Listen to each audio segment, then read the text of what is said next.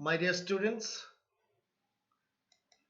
welcome once again to the online class arranged by now Fauzinnisa Government College, Laksham, Kumilla. This is Mohammad Salim Sheikhdar, Assistant Professor, Department of English, now Fauzinnisa Government College, Laksham, Kumilla. Dear boys and girls, how are you? I hope you are fine at home. I also hope you are following the rules of safety very carefully. I also hope you are watching my classes so that you can complete your syllabus within the prescribed time. My dear boys and girls, in the previous classes, I discussed some rules of using correct form of verbs, which is very important for your question number 4 and 5, that is with clues and without clues. Today, I'm going to discuss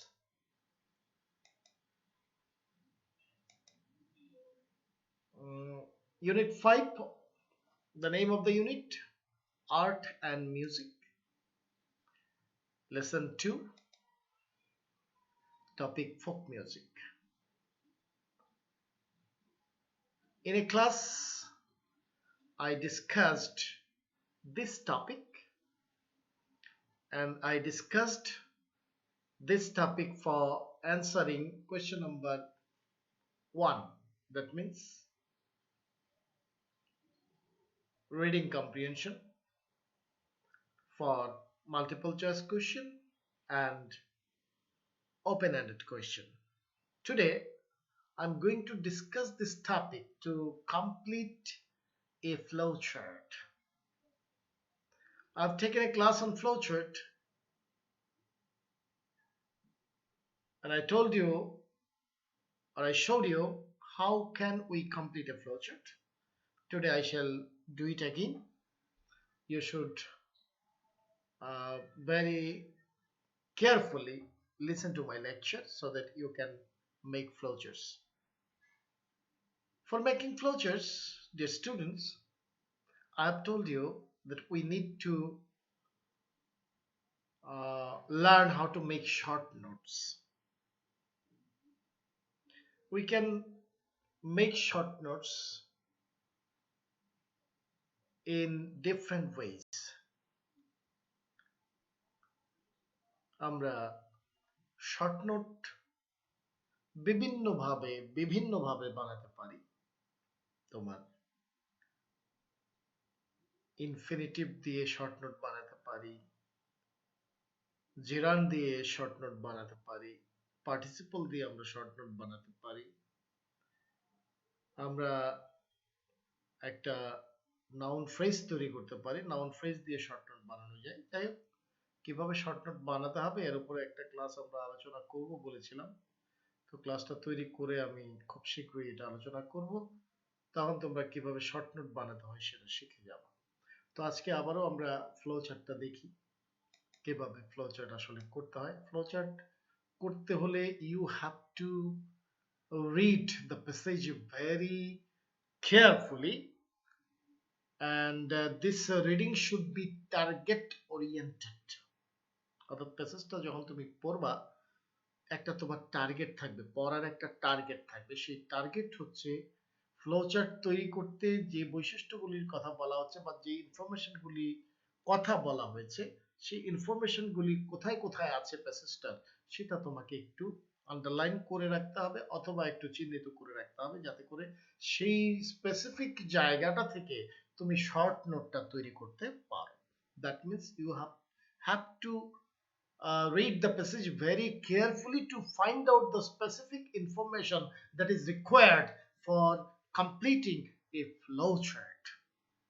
তো আজকে আমরা দেখি যে এই প্যাসেজটা আমাদের আগের পড়া আছে, আমরা পড়েছি। তো এই প্যাসেজটাতে ফ্লোচার্ট তৈরি করার জন্য কি ধরনের তথ্য চেয়েছে, ইনফরমেশন চেয়েছে, আমরা সেগুলি একবার দেখি। কোশ্চেনটাতে কি লেখা আছে দেখো, read the following text and make a flowchart highlighting the different aspects of socio-cultural life as reflected in folk music। তার মানে ফোক মিউজিক তৈরি করতে সামাজিক সাংস্কৃতিক যে বৈশিষ্ট্যগুলি ব্যবহার করা হয়ে থাকে, সেই সামাজিক সাংস্কৃতিক বৈশিষ্ট্যগুলি দিয়ে তোমাকে কি করতে হবে, শর্ট নোটটা তৈরি করতে হবে। সামাজিক সাংস্কৃতিক বৈশিষ্ট্য অর্থাৎ ফোক মিউজিক তৈরি করতে সামাজিক সাংস্কৃতিক যে বৈশিষ্ট্যগুলি প্রয়োজন হয়, আমরা সেই বৈশিষ্ট্যগুলিকে খুঁজে বের করার চেষ্টা করব রিডিং পড়ার সময়। তাহলে আমরা বৈশিষ্ট্যটা যদি চিহ্নিত করে রাখতে পারি, তাহলে আমরা খুব সহজেই কি করতে পারবো, ওই স্পেসিফিক অংশটা থেকে একটা শর্ট নোট আমরা তৈরি করতে পারবো, যেটা কমপ্লিটিং ফ্লো চার্টে আমরা ব্যবহার করব। তো আমরা পড়া শুরু করি। So my dear students, my beloved students, let's get started. In Bangladesh, folk music has a great variety. বাংলাদেশের ফোক মিউজিকের বিভিন্ন প্রকারভেদ রয়েছে, with songs being composed on the culture, কারণ সং বা গানগুলি লেখা হয়ে থাকে সংস্কৃতির উপরে, ফেস্টিভ্যালস উৎসবকে কেন্দ্র করে, ভিউজ অফ লাইফ জীবন বোধ নিয়ে বা জীবনের প্রতি দৃষ্টিভঙ্গি নিয়ে, ন্যাচারাল বিউটি প্রাকৃতিক সৌন্দর্য নিয়ে, reverse and rural and river and life, এবং বিষয়বস্তু হতে পারে নদী, গ্রাম্য জীবন এবং নদীমাতৃক জীবন।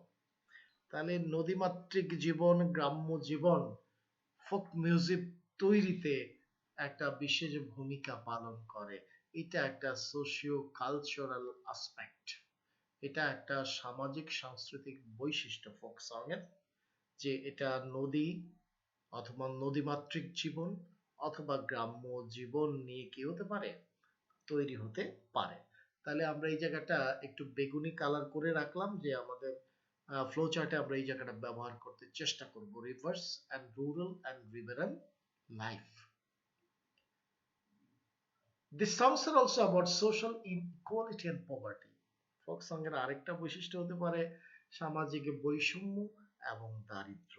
তাহলে সোশ্যাল ইনইকুয়ালিটি এন্ড পভার্টিকে আমরা একটু বেগুনি করে রাখলাম, আমরা এটাকেও ব্যবহার করার চেষ্টা করব। আবার the material world and the supernatural, বাস্তব জীবন এবং অতিপ্রাকৃত জীবন, এটাও ফোক মিউজিকের অংশ হতে পারে। ফোক মিউজিক এগুলিকে কেন্দ্র করেও রচিত হতে পারে, সুতরাং এগুলিও সোশিও কালচারাল অ্যাসপেক্ট হতে পারে। ফোক মিউজিকে যে অ্যাসপেক্টগুলি বা বৈশিষ্ট্যগুলি ফুটে ওঠে, এগুলির একটা বৈশিষ্ট্য হতে পারে material world and the supernatural. Supernatural মানে তোমাদের অবশ্যই মনে আছে অতি প্রাকৃত, ম্যাটেরিয়াল ওয়ার্ল্ড হচ্ছে বাস্তব জীবন। আমরা পরের সেন্টেন্সে চলে যাচ্ছি। Mystical songs have been composed using the metaphors of rivers and boats. তোমার মিস্টিক্যাল songs যেগুলোকে আমরা বলি তোমার সুফি সঙ্গীত। সুফি সঙ্গীত রচিত হতে পারে, রচিত হয় সাধারণত metaphor of rivers and boats, metaphor of rivers and boats, অর্থাৎ সেখানে নদী এবং নৌকাকে তোমার প্রতীক হিসাবে ধরা হয়, নদী এবং নৌকাকে সিম্বল হিসাবে ধরা হয়, ঠিক আছে? তো এই সিম্বল হিসাবে ধরে মিস্টিক্যাল সং, নদী, যেখানে নদী হচ্ছে জীবন, আর সরি তোমার নদী হচ্ছে তোমার ওই যে জীবন কাল, আর নৌকা হচ্ছে জীবনের প্রতীক। তাহলে জীবন কাল বেয়ে জীবন প্রবাহিত হয়, এবং ঘাটে যখন ভেড়া, ঘাটে ভেড়া মানে হচ্ছে জীবনের অন্তিম সময়, অন্তিম কাল, ঠিক আছে? নৌকা পার হওয়া, নৌকা তোমার যদি সুন্দর ভাবে ঘাটে ভিড়ে, তখন বলা যায় জীবনটা সফল। আবার নৌকা যদি সঠিকভাবে ঘাটে না ভিড়ে, তাহলে জীবনে বোঝা যাচ্ছে যে জীবনের উদ্দেশ্য আসলে সফল হয় নাই। এই ধরনের প্রতীকী ব্যঞ্জনে অনেক ফোক সং রচিত হয়েছে। আমরা গত ক্লাসে ফোক সং এর ক্লাসটিতে আমরা আলোচনা করেছিলাম এরকম একটা শাহ আব্দুল করিমের গানও আমরা গেয়েছিলাম।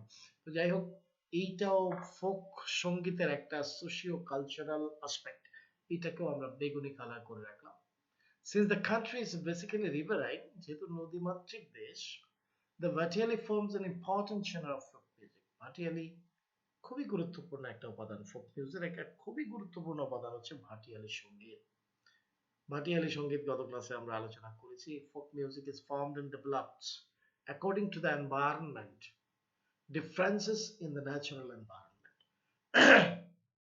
প্রাকৃতিক পরিবেশ, এক এক এলাকার প্রাকৃতিক পরিবেশ এক এক রকম। ভাটি অঞ্চলে প্রাকৃতিক পরিবেশটা পানিময়, চতুর্দিকে শুধু পানি আর পানি, পানি আর পানি। আবার পার্বত্য চট্টগ্রামের প্রাকৃতিক পরিবেশটা পাহাড়ি।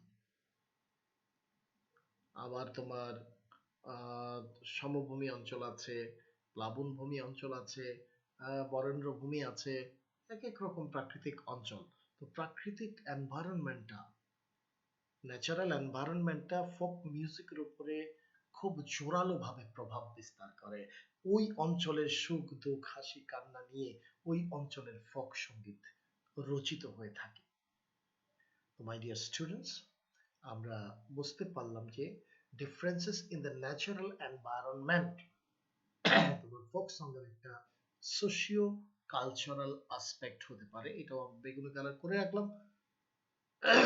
তার মানে আমরা বিভিন্ন অঞ্চলের বিভিন্ন রকম ফোক সঙ্গীত হয়ে থাকে, এটা ফোক সঙ্গীতের একটা বৈশিষ্ট্য, সোশিও কালচারাল বৈশিষ্ট্য। ঠিক আছে, পরের সেন্টেন্সে চলে যাচ্ছি। The dialects to vary across the different regions.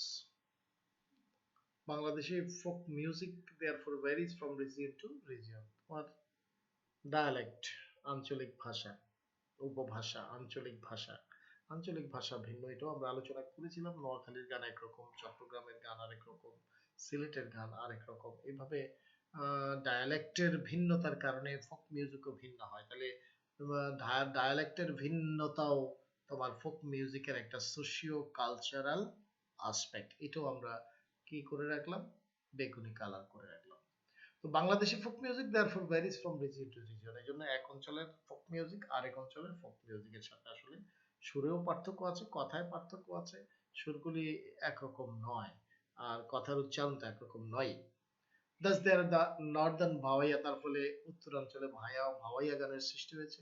Eastern ভাটিয়ালি, পূর্বাঞ্চলে ভাটিয়ালি গানের সৃষ্টি হয়েছে। and the south western Baul song, এবং দক্ষিণ পশ্চিম অঞ্চলে বাউল গানের উদ্ভব ঘটেছে। তো আমরা দেখলাম আসলে কতগুলি তোমার বৈশিষ্ট্য দেখলাম, সোশিও কালচারাল আসপেক্ট দেখলাম ফোক সং এর, যেগুলি অর্থাৎ সামাজিক সাংস্কৃতিক বৈশিষ্ট্যগুলি, যে বৈশিষ্ট্যগুলি দিয়ে আমরা কি লিখে থাকি, সাধারণত ফোক সং লিখে থাকি। এখন তোমরা জানো একটা ফ্লো চার্টের প্রথম শর্ট নোটটি দেওয়া থাকে, আমাদেরকে দ্বিতীয় শর্ট নোট থেকে লিখতে হয়। তো প্রথম শর্ট নোটটি আমরা দেখতে পাচ্ছি এখানে, স্পষ্ট বোঝা যাচ্ছে না, লেখাগুলি একটু ছোট হওয়ার কারণে। তো আমি পড়ছি, তোমরা একটু খেয়াল করো। Song reflecting rural and riverine life, song reflecting rural and riverine life. প্রথম বৈশিষ্ট্যটা ওরা মনে করো তোমাকে দিয়ে দেওয়া হয়েছে। প্রথম বৈশিষ্ট্য হচ্ছে এই গানগুলি সাধারণত গ্রাম এবং নদীমাতৃক জীবন নিয়ে রচিত হয়। গান এবং নদীমাতৃক জীবন নিয়ে রচিত হয়। প্রথম শর্ট নোটার বৈশিষ্ট্য হচ্ছে এটা ভার্বের শেষে আইএনজি দিয়ে, তার মানে তোমার আমরা কি জানি বলে, এই পার্টিসিপল দিয়ে, প্রেজেন্ট পার্টিসিপল দিয়ে আমরা শর্ট নোটে শুরু করেছি। আমরা চেষ্টা করব বাকি সবগুলি শর্ট নোট প্রেজেন্ট পার্টিসিপল দিয়ে করার জন্য। তো 2 নম্বরে দেখো, 2 নম্বরে আমরা যেই জায়গাটুকু বেগুনি করেছিলাম, এটা 2 নম্বর তোমার বৈশিষ্ট্য হতে পারে।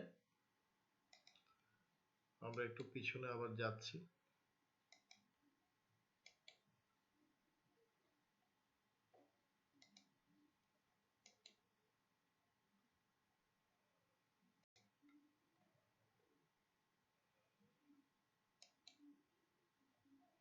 প্রিভিয়াসে যাচ্ছি, দেখো river and rural and river and life, এটা দিয়ে আমরা প্রথম শর্ট নোটটা বানিয়েছি। এবার দ্বিতীয় শর্ট নোটটা আমরা বানাবো সোশ্যাল ইনইকুয়ালিটি অ্যান্ড পভার্টি দিয়ে। সোশ্যাল ইনইকুয়ালিটি অ্যান্ড পভার্টি দিয়ে 3 নম্বর শর্ট নোটটা আমরা বানাবো material world super natural world. ঠিক আছে, তাহলে এটা শর্ট নোট আমরা কি বানাতে পারি? Social inequality and poverty. তাহলে আমরা প্রথম শর্ট নোটটা ভার্বের শেষে আইএনজি দিয়ে হয়েছে। আমি যদি এটা রিপ্রেজেন্টিং দেই, representing social inequality and poverty, অর্থাৎ এই গানগুলি সামাজিক অসাম্য বা বৈষম্য এবং দারিদ্র্যকে তুলে ধরে। তার মানে representing social inequality and poverty, representing social inequality and poverty, এটা একটা শর্ট নোট হতে পারে। 3 নম্বর শর্ট নোটটি হতে পারে showing material world and super natural world. ঠিক আছে, showing material world and super natural world.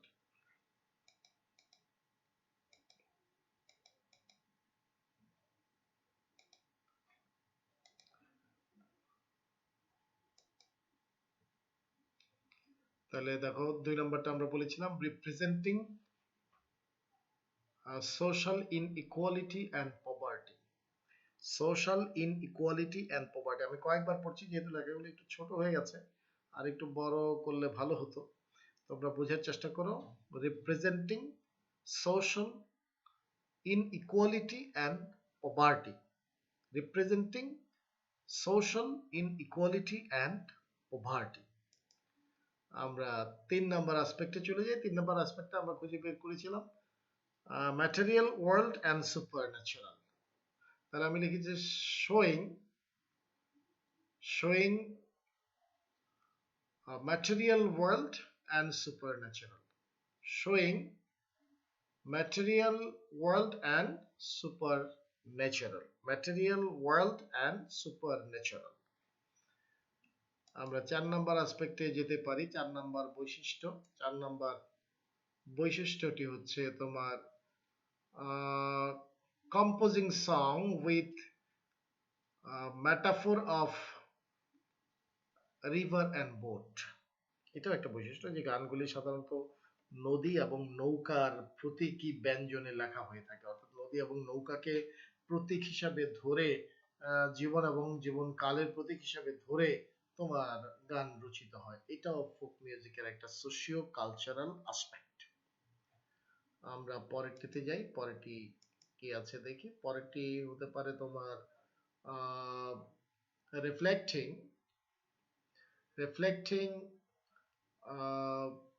differences in natural environment, reflecting differences in natural environment, অর্থাৎ প্রাকৃতিক পরিবেশের ভিন্নতা অনুযায়ী ফোক সংগুলি লেখা হয়ে থাকে। প্রাকৃতিক পরিবেশের ভিন্নতা অনুযায়ী ফোক সংগুলি লেখা হয়ে থাকে। আমরা লাস্ট শর্ট নোটে চলে যাচ্ছি। লাস্ট শর্ট নোট হচ্ছে তোমার রিফ্লেক্টিং, অথবা এখানে